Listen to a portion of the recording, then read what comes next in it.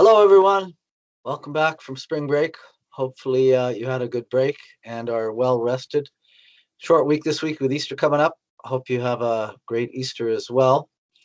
And obviously, coming to the end of third quarter, heading into fourth quarter, and the stretch run for the school year.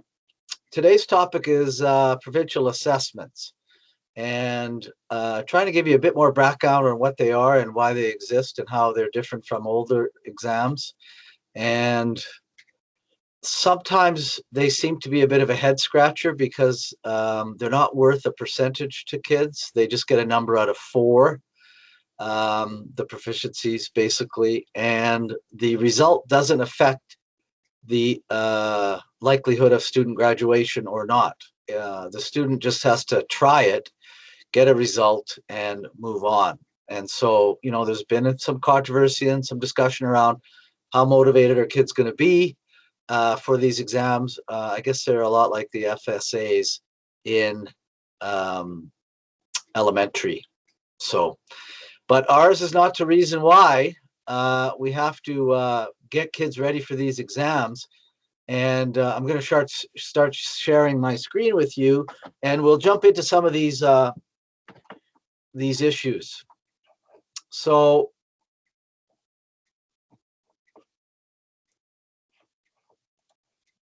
there's Rusty. Rusty had a great spring break, causing all kinds of trouble in the neighborhood.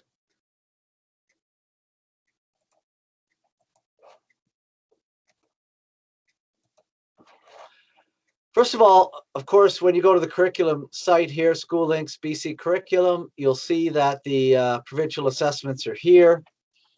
You click on that, you can see the foundation skills, grade 10 numeracy, grade 10 literacy, grade 12 literacy.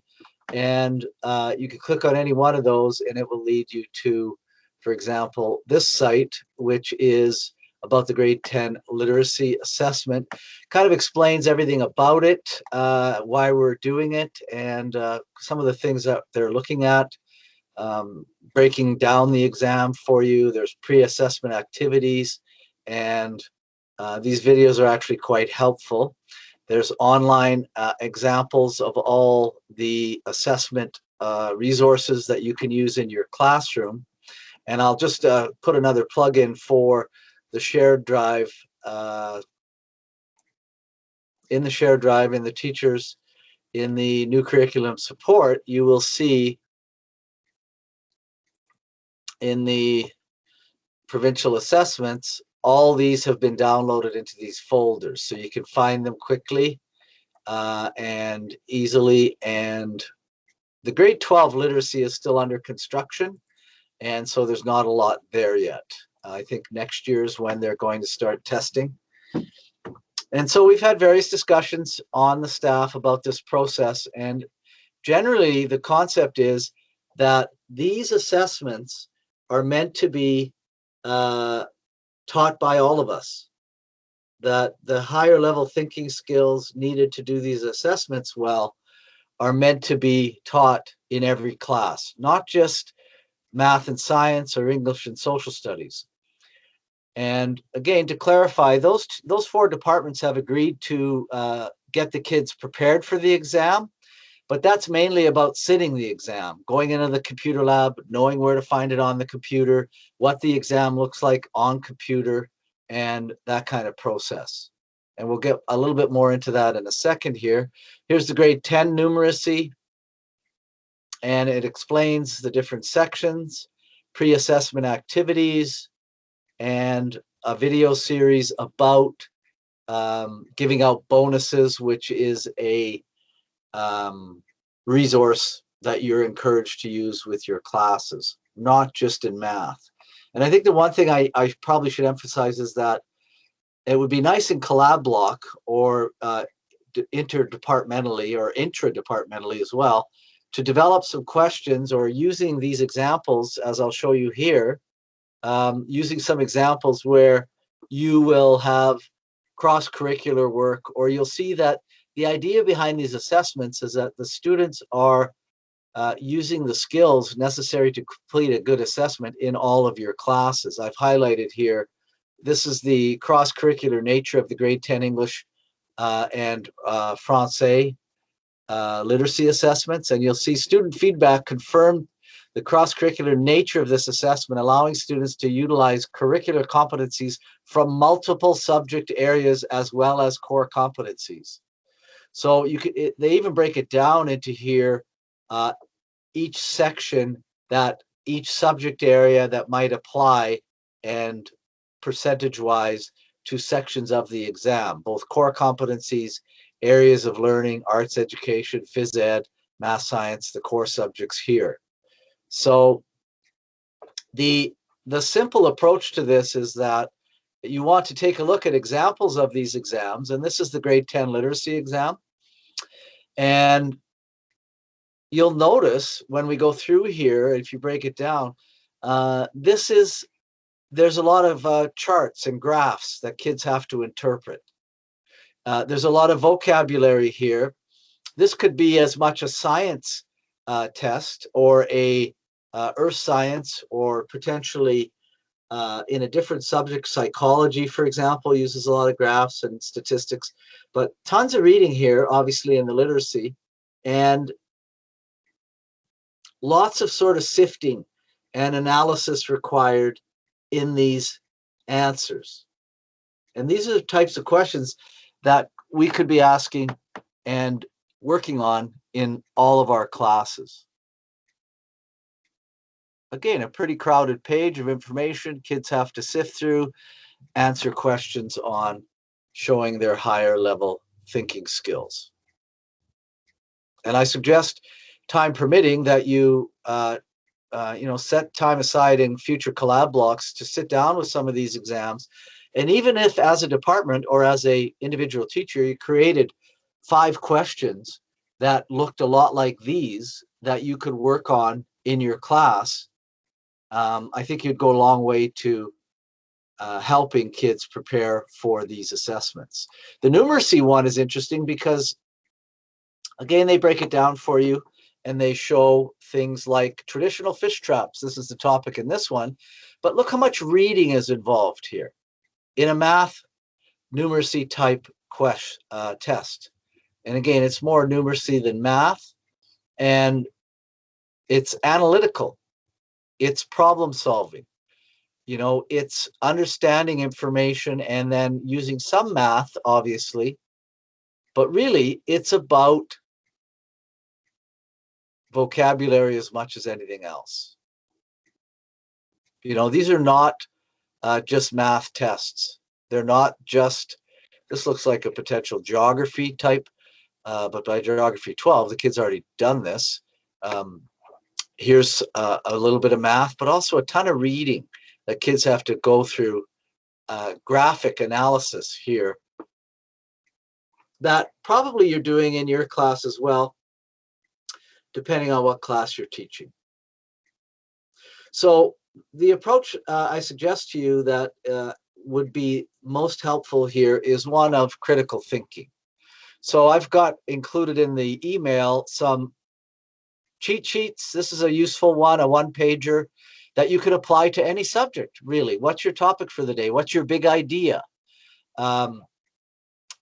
This who, what, where, when, why, how approach, which I use in all my classes, but also laying out easily used questions for students. And the higher level thinking, the better off the kids are going to be. And this goes back to our discussion around asking thinking questions. I've handed this out to you already. It also obviously applies down here in remembering and understanding. These are the basic facts that you're getting across to kids, often in a question and answer process.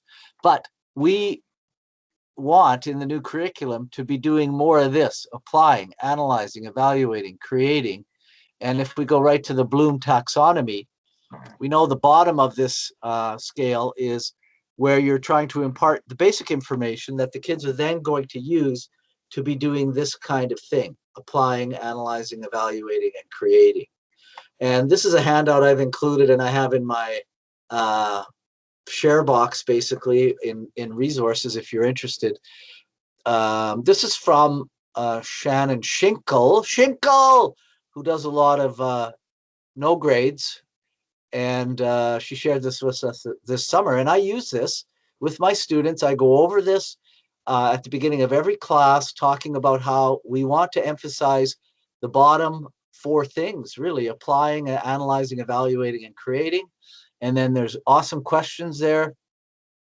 There's lots of key words, and the process becomes one of building thinking, higher level thinking processes with your students.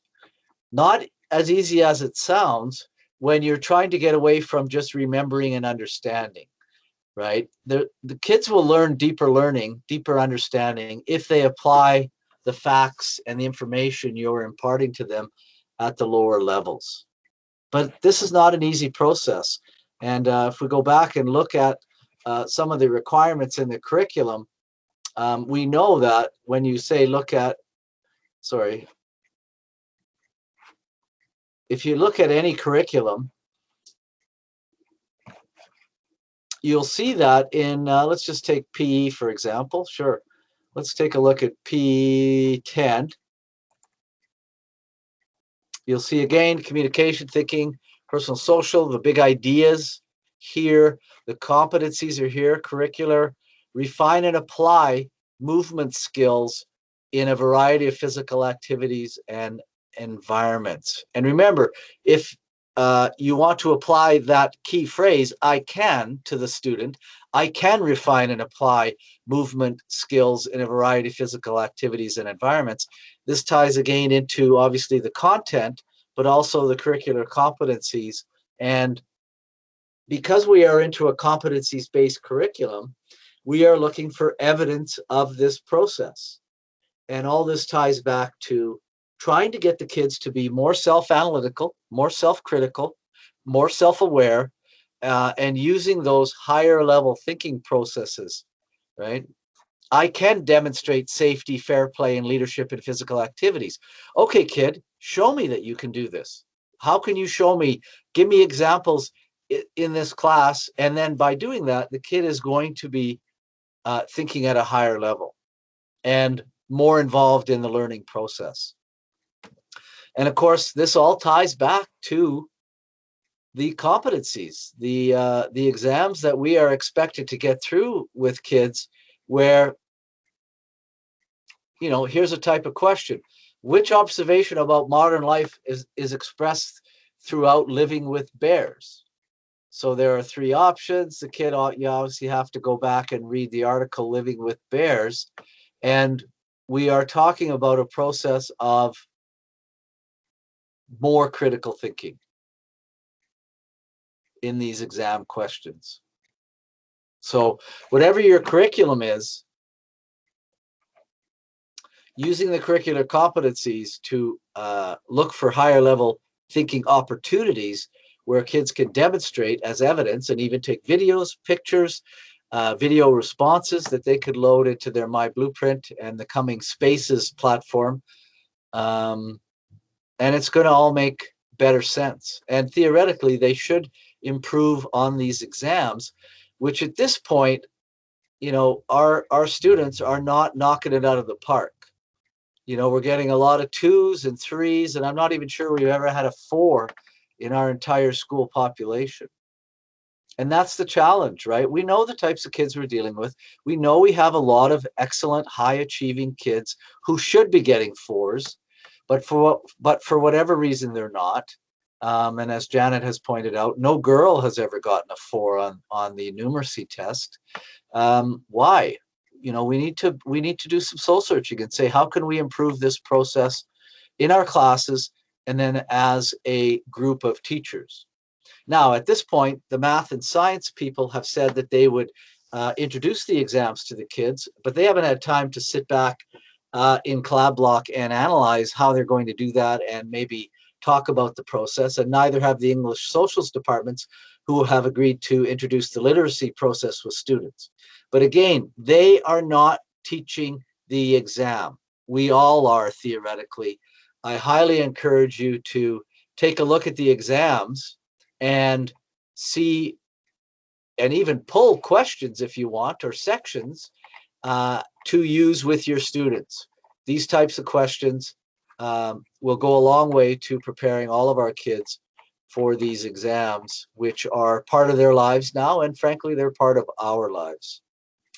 So I'm going to wrap up there, and thank you for listening again. And if you have any questions, please get a hold of me, email me. I don't mind coming into your class, although it's getting a bit dicier now as we go forward. But generally, keep this in mind as you're doing your best to implement parts and sections or all of the new curriculum. Cheers. Thanks. Talk to you again